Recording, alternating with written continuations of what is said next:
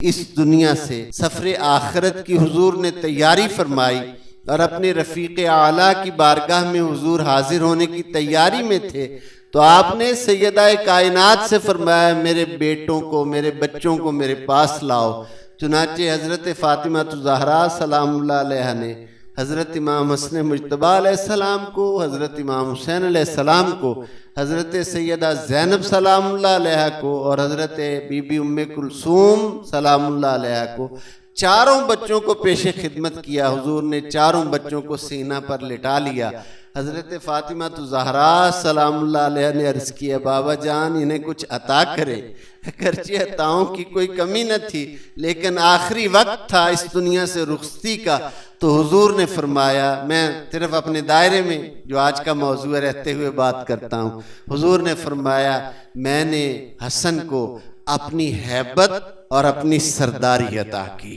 سید و سردار اللہ نے بھی بنا کر بھیجا،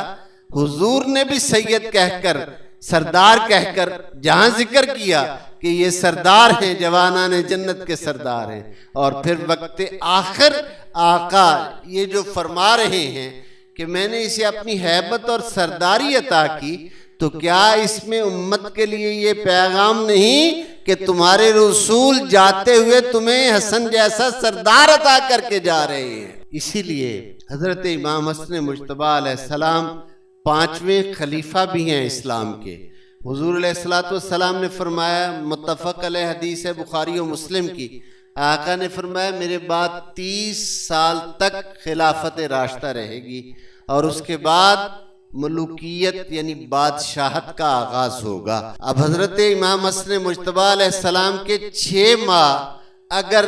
عرصہ خلافت جو ہے وہ اس میں شامل نہ کیا جائے تو 30 سال مکمل ہی نہیں ہوتے۔ 30 مکمل ہی تب ہوتے ہیں جب حضرت امام حسن مجتبی علیہ السلام کے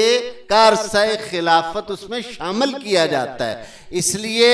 علماء تحقیق یہ کہتے ہیں کہ 5ویں خلیفہ راشد کے طور پر حضرت امام حسن مجتبی علیہ السلام کا ذکر ہمیشہ ہونا چاہیے۔